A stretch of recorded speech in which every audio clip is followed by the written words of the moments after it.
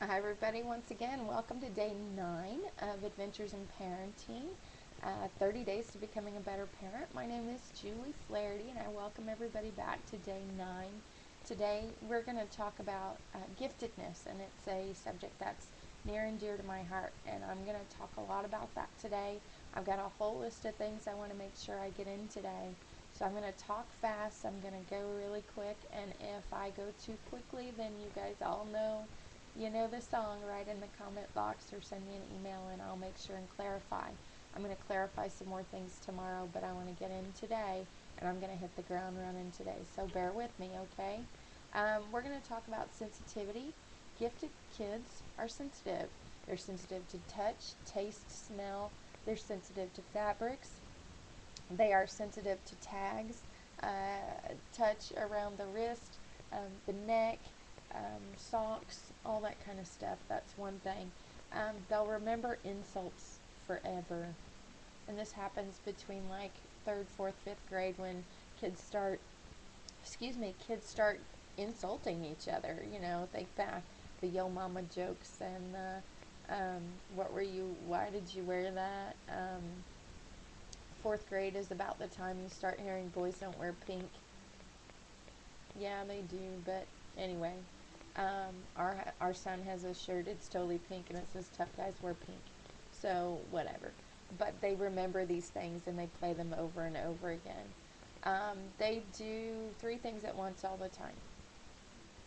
Few of them are done very well, but they do them all the time. There's always something going on. Um, they do uh, they do outwardly things sort of foolishly, tend to take up lost causes, that kind of stuff. Um, they're interested in life and death, and almost to a morbid state. Some will call it depressive, and it's not. It's just an interest, like you and I have an interest in certain things. I like musicals. I don't know about you, but it's stuff like that that they get interested in. But for them, it's life and death, mostly the death part, and they find humor in it and they find joy in it, and it's just a trait. It's a morbid trait, but it's a trait and it can be kind of funny. Um, Gifted kids or people will ask, what's the purpose? What's my purpose? Why did I get up? Why are you here? Why am I here? Why are we doing this? Why are we doing that? I don't understand, but what's my purpose? Remember in the video a few days ago or the other day, whenever it was, that I talked about they're up and out of bed. What more do you want? What's my purpose? Why am I doing this? So they're also a little naive, almost younger than their age naive. They like the bubble they live in and they prefer it that way. Now, that doesn't mean they're not highly verbal or highly intelligent. It just means they act a little younger than they are, and they like it that way. As a mom, I like it that way. But it's okay. They're a little naive. They do tend to believe people. So, they have no trophy friends, and I think you know what I'm talking about there. They don't have false friends. They don't have acquaintances. They're either really close to somebody or they don't hang out with them at all. It's pretty much an all or nothing situation. And kids typically either get them or they don't. Because gifted kids are hard to get. They hyper focus on things. Legos, Kinects, Pokemon, Bakugan, whatever gone. Yeah, I think you're following me. They have a need for precision, which is different than perfectionism. They have perfectionistic tendencies. Some are perfectionists, but they have the tendencies. They want everything just so. Okay? Around our house, we call those anal Annies. It's just the way they are. They have things they want a certain way all the time. Okay? Um, they're not deterred by conventional expectations. Most of the time, they don't get conventional expectations. They don't always get social cues. That's a difficult one, but it's true. They're they're self-taught, excuse me. They're self-taught, but not self-motivated. Like, once again, they don't wake up and say, ooh, I'm going to do this today. It's on the to-do list. It's more like Phineas and Ferb. I know, everybody knows them. But it is. It's more like Phineas and Ferb. I know what we're going to do today. It just sort of strikes them, which is good because they're also passionate people. Extremely passionate people. To the sake of forsaking all common sense sometimes, passionate people. And my husband and I go head to head over this. I am so gifted and so passionate that sometimes I don't always think it through to the end, but I end up going to the end now, but I haven't always done that. So that's a hard lesson to learn. It's a hard skill to build, but we get there, and it can be done. But there's the passion drives me more than the plan does. Sometimes gifted people are that way.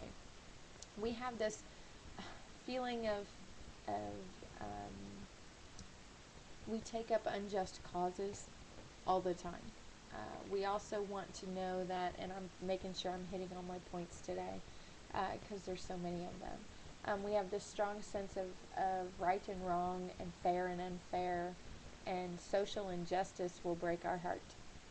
Um, it's wrenching, gut wrenching social injustice for gifted people. And they will take it to heart, and they will take up the lost cause, and they will fight for the underdog and not always know why they're doing that. They say actually a lot. And if you play back the last several, I say actually a lot.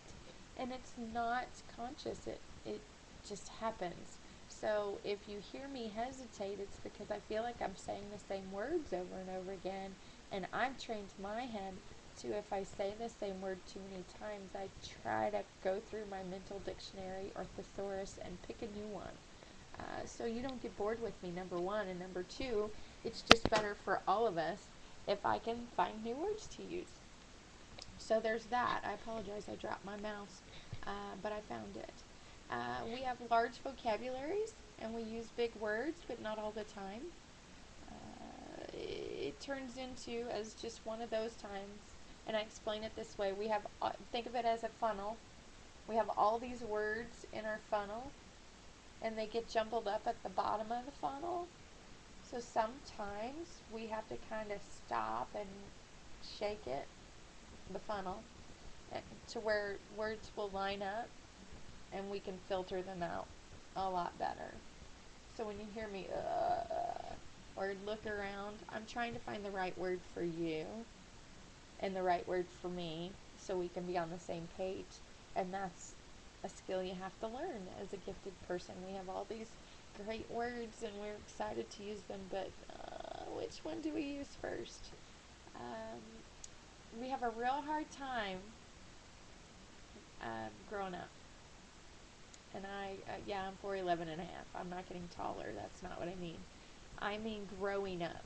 We have an extremely difficult time mentally being ready to face the world. It's hard. It's really hard. And when that reality slaps a lot of us, it knocks us down really hard. And unfortunately, sometimes we hurt those we love the most and that care for us the most when we finally do decide to grow up and face the facts of life. So that's a tough one, but once again, can be learned and can be changed and can be not as brutal as it has been for some of us. So there's that. We manipulate and we bargain.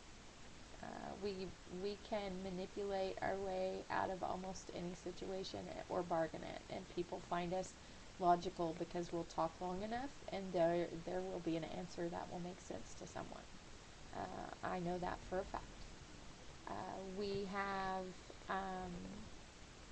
this habit of noticing what no one else does, and it seems psychic to a lot of people, but it's not. It's just observation.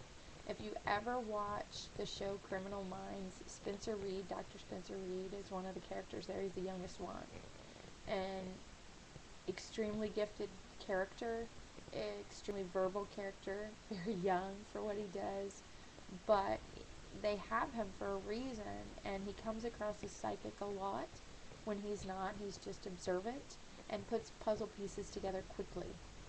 And that comes in handy for what his position is in his job for this TV show.